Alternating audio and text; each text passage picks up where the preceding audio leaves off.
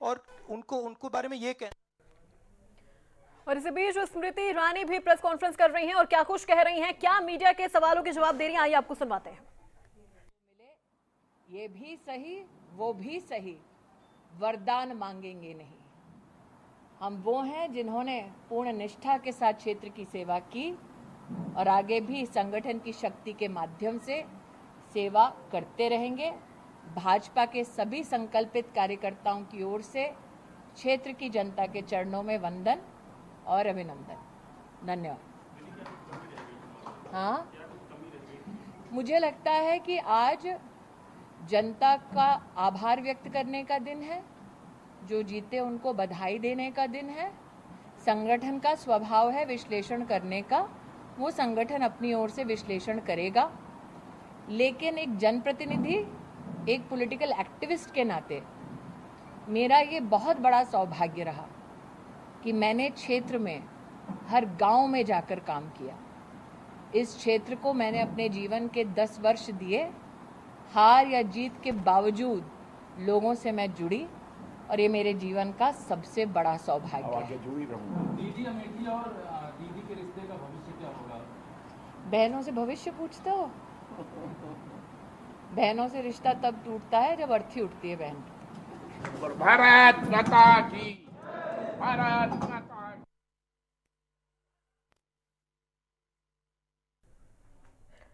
तो अभी आपने कांग्रेस की भी प्रेस कॉन्फ्रेंस देखी, किस तरह से राहुल गांधी ने मीडिया के सवालों के जवाब दिए, और आपने स्मृति ईरानी की भी प्रेस कॉन्फ्रेंस सुनी कि किस तरह से अपनी हार को उन्होंने स्वीकार किया है और ये भी कहा है कि आगे हम मजबूती से लड़ते रहेंगे, ये हार हमें पीछे नहीं कर सकती है। इसके अलावा उन्होंने कहा कि बहनों से रिश्ता कभी खत्म नहीं हो जाता। ये तमाम सवालों के जवाब स्मृति ईरानी देते हुए नजर आई हैं, क्योंकि जिस तरह से स्मृति ईरानी इस बार अमेठी से बीजेपी का कमल नहीं खिला पाई, वहां से कांग्रेस के केएल शर्मा ने जीत दर्ज की, जो बिल्कुल अनएक्सपेक्टेड है। तो ऐसे में स्मृति ईरानी का ये कहना कि इस बार वो इस हार से बहुत कुछ सीख रही हैं, लेकिन जनता के लिए जो काम वो कर रही हैं वो आगे भी करती रहेंगी, बहनों के लिए जो काम वो कर रही हैं वो करती रहेंगी। तो वहीं राहुल गांधी ने जो कुछ कहा वो भी आपने सुना।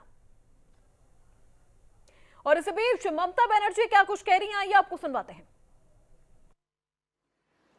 ওদের নাকি হোম মিনিস্টার সকল তার মেরুদণ্ড মানুষ ভেঙে দিয়েছে, সেই রকম তমলুক কন্টাইতেও কিন্তু মেরুদণ্ডটা ভেঙেছে। আমাদের আগে ভোটের রেজাল্ট থাকতো 2 লাখ 2.5 লাখ 3 লাখ, যেভাবে অবজারভারকে কাজে লাগিয়ে এসব করে বেড়াচ্ছে, এর বদলা আমরা নেব, রাজনৈতিক বদলা। এমনকি কোর্ট রায় দিয়েছে সে খুন করলেও তার বিরুদ্ধে খুনের অভিযোগ আছে, তার বিরুদ্ধে কোর্টে কেস করা যাবে না। ইলেকশন চলাকালীন আপনারা দেখলেন 26,000 টিচারের চাকরি খেয়ে নেওয়া হলো। আমরা grateful to supreme court for their good justice. আপনারা ইলেকশন চলাকালীন দেখলেন 15 লক্ষ ওবিসির সার্টিফিকেট বাতিল করে দেওয়া হলো। ইলেকশনের আগের দিন আমাদের অনেক ছেলে মেয়েকে সিবিআই নোটিশ পাঠিয়ে ভয় দেখানো হয়েছে, অনেককে ডেকে পাঠানো হয়েছে। একদিকে এনআইএ आपको दिखा रहे हैं कि किस तरह से एनडीए की जीत के बाद दिल्ली में जश्न मनाया जा रहा है। ये जश्न की तस्वीरें आप तक पहुंचा रहे हैं, जहां आतिशबाजी की जा रही है सड़कों पर और एक दूसरे को मिठाई खिलाई जा रही है। और ये तस्वीरें आप देख सकते हैं कि किस तरह से यहां पर झंडा लहराया जा रहा है। तो बीजेपी की जीत के बाद, एनडीए की जीत के बाद यहां पर ये जश्न मनाया जा रहा है। तो आपको बता दें, एनडीए ने 292 सीट हासिल की है और ये तस्वीरें आपको दिखा रहे हैं जहां दिल्ली में एनडीए के जश्न के बाद, जीत के बाद जो ये जश्न है, और जिस तरह से एनडीए ने जीत हासिल की है उसके बाद जश्न हर जगह मनाया जा रहा है। जिन जिन राज्यों में एनडीए ने बहुमत के साथ जीत हासिल की है, लेकिन कई राज्य ऐसे भी हैं जहां पर उम्मीद के मुताबिक जीत बीजेपी को नहीं मिल पाई है। उनमें सबसे पहला नाम आता है उत्तर प्रदेश का। 37 सीटें एनडीए के खाते में आई है और 42 सीटें इंडिया गठबंधन लेकर गई है, जो ये एक बड़ी चोट है बीजेपी को लगी है। और क्या इसके पीछे का समीकरण रहा है, क्या इसके पीछे का आकलन रहा है, वो भी हम आपको विस्तार से बताएंगे। लेकिन सीधे रुक करते हैं, हमारी संवाददाता निकिता सरीन हमारे साथ जुड़ गई हैं। निकिता, सबसे पहले तो तस्वीरें दिखाइए कि किस तरह से एनडीए की जीत के बाद जश्न मनाया जा रहा है।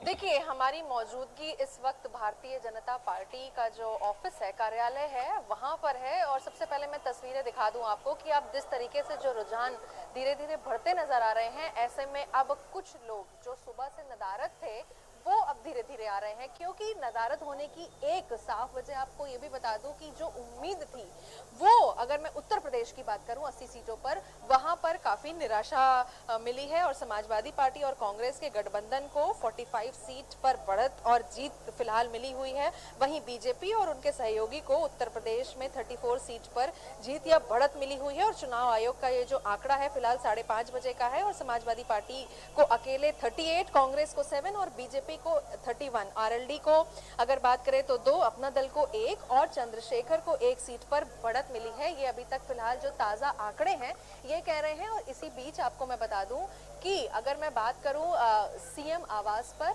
तो एक बड़ी मीटिंग और बैठक चल रही है। और साथ ही यहाँ पर खुद मुख्यमंत्री योगी आदित्यनाथ जो मौजूद हैं, दोनों डिप्टी सीएम वहाँ पर मौजूद हैं। और ये 1 घंटे से ज्यादा हो गया है जो बैठक चल रही है। तो फिलहाल हार जीत को लेकर के एक बड़ी बैठक मानी जा रही है। और आंकड़ों की अगर मैं बात करूं तो उत्तर प्रदेश में निराशा जरूर है। अगर एनडीए की बात की जाए तो फिलहाल सरकार बनती नजर आ रही है, लेकिन उत्तर प्रदेश में जिस तरीके से नारा था कि 80 की 80 सीटें बेहद महत्वपूर्ण, क्योंकि यहाँ का रास्ता सीधे सेंट्रल पहुंच रहा था, यहाँ पर निराशा जरूर हुई है। और ये जो अभी की तस्वीरें हैं बीजेपी ऑफिस की, ये है कि अब धीरे धीरे यहाँ पर लोग आ रहे हैं, क्योंकि एक बढ़त की ओर बढ़ रहे हैं। लेकिन निराशा जरूर है। और इसी को लेकर के सीएम आवास पर एक बड़ी बैठक है जो लगभग 1 घंटे से चल रही है। और इस पर जितना भी मंथन है वो फिलहाल हो रहा है।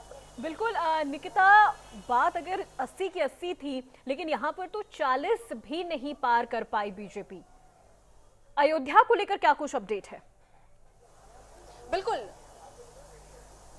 देखिए बिल्कुल सही बात है यहाँ पर, क्योंकि लड़ाई 80 सीटों पर थी। और अगर मैं 2014 की बात करूँ 72, 73 सीट, और उसके बाद जिस तरीके से 19 में जब हम एंटर किए तो वहां पर ये जो सीट्स हैं वो 64 हो गई थी। और इस बार आकलन था कि ये जो सीटें हैं ये लगभग 65 से 70 के बीच में होंगी। लेकिन फिलहाल यहाँ पर जो जनता है वो जनार्दन होती है, और जनता वाकई में कामकाज देखती है। सिर्फ अगर प्रधानमंत्री नरेंद्र मोदी की बात की जाए तो उनके फेस पर यहाँ पर जो कैंडिडेट चुनाव लड़ रहे हैं उतना ही नहीं चाहिए होता है जनता को। जनता वाकई काम देखती है। और यही एक वजह है कि अयोध्या में एक काफी शॉकिंग बात है। जिस तरीके से अगर मैं देखिए बनारस की बात करूं, वहां पर हैट्रिक लगाई है बीजेपी ने, प्रधानमंत्री नरेंद्र मोदी की वहां पर हैट्रिक लगी है। लखनऊ की बात करूं, राजनाथ सिंह जी ने वहां पर हैट्रिक लगाई है। लेकिन सुल्तानपुर में जिस तरीके से मेनका गांधी को भारतीय जनता पार्टी ने उतारा था, वहां उनको हार मिलती नजर आई है। और साथ ही साथ अमेठी, स्मृति ईरानी, जिनको कॉन्फिडेंस था कि पिछली बार की तरह इस बार भी वो दोबारा जीत हासिल करेंगी, वहां पर भी निराशा मिली है भारतीय जनता पार्टी को। और साथ ही साथ अब आपको मैं बताती चलूं कि अयोध्या सीट जो बेहद था कि यहां से कुछ भी हो जाए, यहां भारतीय जनता पार्टी की ही सीट आनी है, वहां पर भी सुबह से ही जो प्रत्याशी हैं, लल्लू सिंह को उतारा था बीजेपी ने, वो लगातार पीछे चल रहे हैं। तो ऐसे में 40 का भी जो एक आंकड़ा है, यानी कि आधी, वो भी पार करने में फेल हुई है भारतीय जनता पार्टी। निकिता, आपके पीछे कुछ लोग नजर आ रहे हैं, उनसे भी बात करने की कोशिश करिए और जानिए कि आज क्या कुछ उनके मन में चल रहा है, क्या विचार उनके मन में इस वक्त है। देखिए, लोग लगातार यहाँ पर मौजूद हैं। भारतीय जनता पार्टी की अगर मैं बात करूँ तो सुबह से जो एक माहौल था वो बहुत ज़्यादा था। लेकिन कुछ फिलहाल लोग हैं, कार्यकर्ता इस बीच साथ में हैं हमारे, उनसे भी बात करेंगे और जानेंगे कि आखिर ये जो एक निराशा है उसके पीछे क्या कुछ वजहें हो सकती हैं। आप सब लोगों से बात करना चाहेंगे। जिस तरीके से देखिए रुझान अब लगभग आ गए हैं, आप लोग को काफ़ी उम्मीद थी इस बार। उत्तर प्रदेश में थोड़ी निराशा जरूर मिली है बीजेपी को।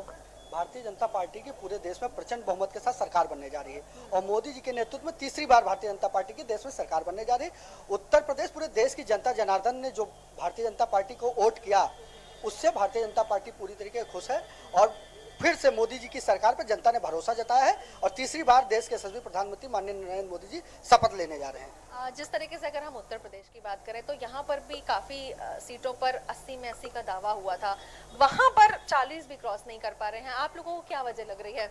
बहुत सारी ऐसी सीटें, कम से कम 25 से 30 ऐसी सीटें बहुत कम मार्जिन से है, जहाँ 10-20-25 हजार का मार्जिन है। इससे कोई बहुत बड़ी बात नहीं, लेकिन भारतीय जनता पार्टी ने लगातार उत्तर प्रदेश में बड़े नेता आके यहाँ पर बिल्कुल यहाँ पर आपको रोकना चाहूंगी। लखनऊ से हमारे एक और संवाददाता रवि हमारे साथ जुड़ गए हैं, सीधे उनका रुख करते हैं। रवि, बीजेपी को एक बड़ी डेंट पहुंची है उत्तर प्रदेश में। 80 सीटों का दावा था, लेकिन 40 भी नहीं क्रॉस कर पाई। और निश्चित तौर पे जिस तरीके से बीजेपी की तरफ से लगातार दावा किया जा रहा था, 400 पार का नारा दिया जा रहा था, सहयोगी दलों के साथ 400 पार हो गया। और उसके अलावा अगर यूपी की बात करें तो लगातार जो दावे हो रहे थे यूपी में मिशन 80 को पूरा करने के लिए, और सभी बड़े नेताओं से लेकर तमाम सारे नेता हैं, मंत्री हैं, उनकी तरफ से लगातार ये दावे किए जा रहे थे कि यूपी में मिशन 80 है वो पूरा होगा। और चाहे सहयोगी दलों की बात करें वो भी लगातार पूरी तरीके से अस्वस्थ नजर आ रहे थे। लेकिन जिस तरीके से पूरा सर्वे आया, उस सर्वे के साथ कहीं ना कहीं पूरा उत्साह था। लेकिन जैसे ही आज सुबह मतगणना शुरू हुई, मतगणना के साथ जैसे जैसे समय गुजरा वैसे वैसे तस्वीर वो साफ होती गई। और जिस तरीके से विपक्ष के जो इंडिया गठबंधन था उसको भले ही जो इंडिया गठबंधन है वो भले ही उसको बहुत ही कमजोर आंक रहा था, लेकिन जब नतीजे आने शुरू हुए तो वो अपने आप में चौंकाने वाले थे। राहुल गांधी जो कि इस बार रायबरेली से चुनाव लड़ रहे थे वो जीत की तरफ जाते नजर आए। उसके अलावा अमेठी से किशोरी लाल शर्मा है, जिनको की स्मृति ईरानी के सामने, स्मृति ईरानी पिछले चुनाव में राहुल गांधी को हराकर केंद्रीय मंत्री बनी से मौजूदा समय में सांसद रही है और उनको भी हार का सामना करना पड़ा। यानी कि बड़े बड़े कई चेहरे ऐसे थे जो कहीं ना कहीं कमजोर नजर आए। हालांकि लखनऊ की बात करें तो राजनाथ सिंह जो कि देश के रक्षा मंत्री हैं और उनको भी 5 लाख से वोटों से जिताने का दावा किया जा रहा था, वो भी अपने जो निकट प्रतिद्वंदी हैं रविदास मल्होत्रा उनसे काफी कड़ी लड़ाई के साथ में वो भी देखे गए। जाहिर तौर पे जो बात अयोध्या की कर ली जाए तो अयोध्या भी बीजेपी के हाथ से फिसलती हुई नजर आ रही है। जी बिल्कुल, निश्चित तौर पे अयोध्या को लेकर काम किया गया। और अगर हम बात करें पूरे 10 साल जो गुजरे हैं उसमें राम मंदिर का काफी नाम था और राम मंदिर के सहारे ही कहीं ना कहीं 2024 की जो पटकथा है वो लिखने की जो कोशिश है वो हुई थी। और जिस तरीके से जनवरी के महीने में प्राण प्रतिष्ठा हुई श्री राम लला की, उसके बाद से फिर भव्य रूप से उसका निर्माण शुरू हुआ। लाखों करोड़ों की संख्या में श्रद्धालु वहां पहुंचे, जिसके बाद ये माना जा रहा था इसका फायदा कहीं ना कहीं जरूर बीजेपी को मिलेगा। लेकिन अगर हम आज की शुरुआत की बात करें तो आज जिस तरीके से नतीजे आने शुरू हुए, आप करीब आधे के आसपास बीजेपी है वो सहयोगी दलों के साथ सिमट के रह गई है। ये अपने आप में बताती है कि जनता में कहीं ना कहीं जो भरोसा था वो 10 सालों में शायद वो नहीं बना पाए, और जिसकी वजह से अब ये जो तस्वीर है वो सामने निकल कर आई। समाजवादी पार्टी बड़ी पार्टी के तौर पर उत्तर प्रदेश में निकल के आई है।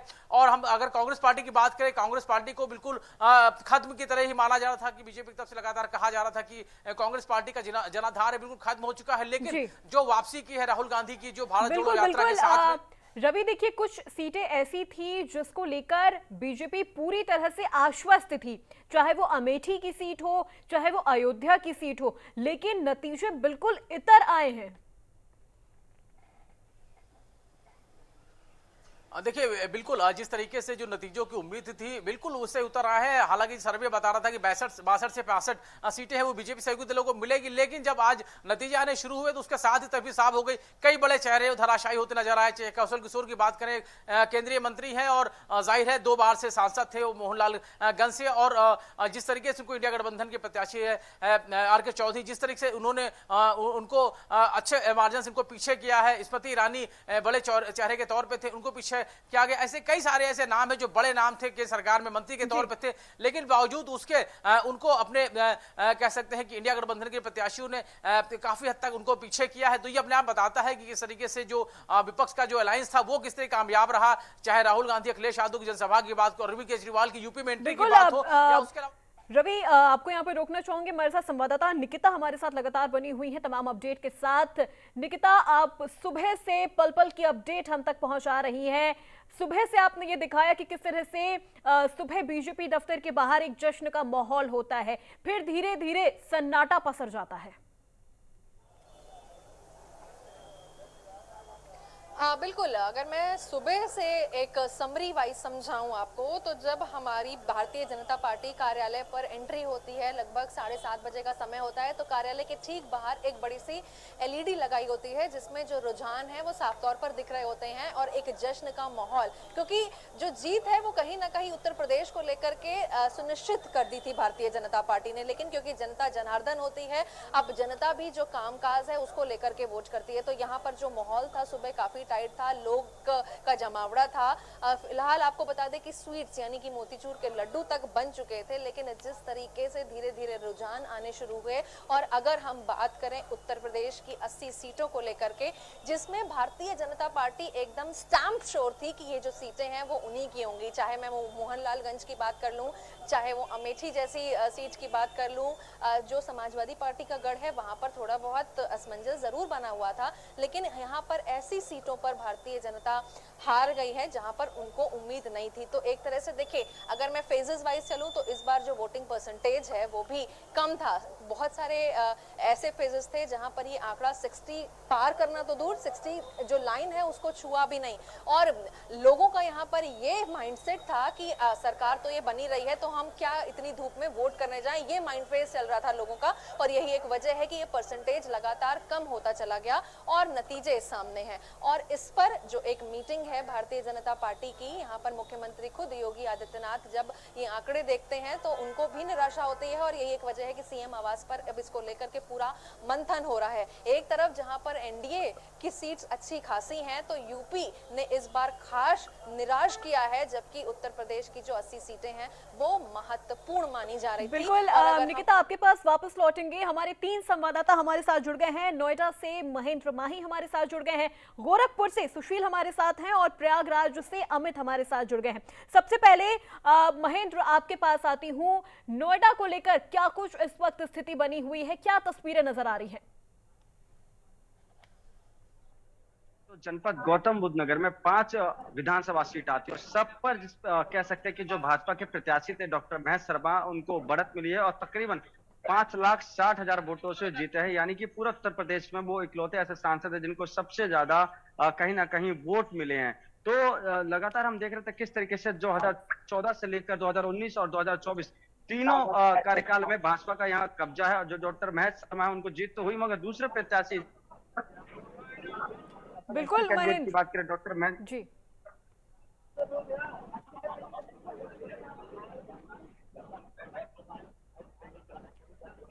चलिए तो हमारे साथ गोरखपुर से सुशील भी हमारे साथ संवाददाता जुड़े हुए हैं। सुशील का सीधे रुख करते हैं। सुशील, गोरखपुर से बीजेपी को इस बार जीत हासिल हुई है, क्या कुछ कहेंगे? बिल्कुल, पहले से ही लगातार यहाँ के जो सिटिंग एमपी रहे हैं रवि किशन, वो बार बार कह रहे थे कि ऐतिहासिक जीत होगी, लेकिन पिछली बार की अपेक्षा इस बार इतना जो हार्दिक नहीं रहा, क्योंकि पिछली बार तकरीबन 3.5 लाख के आसपास रहा, और इस बार 1 लाख जो है 3,700 के आसपास जो है रहा। बैलेट पेपर का थोड़ा सा वोट बस उसमें जुड़ना बाकी है, यानी तब भी बहुत ज्यादा मिला जुला करके 1 लाख जो है 10,000 के अंदर ही वोटिंग रहेगी। तो कहीं ना कहीं जो रवि किशन को जीत भले दर्ज हुई, लेकिन उतनी मार्जिन नहीं हुई जितनी मार्जिन यहाँ सोचा गया था। लेकिन फिर भी तमाम आसपास के जगहों की अगर बात करें, उसकी अपेक्षा गोरखपुर के जो 2 संसदीय सीट है, गोरखपुर सदर और बांसगांव, दोनों में भारतीय जनता पार्टी ने जीत का पताका फहराया है। और ठीक मेरे पीछे वहां पे आप देखेंगे कि रवि किशन और उनके तमाम जो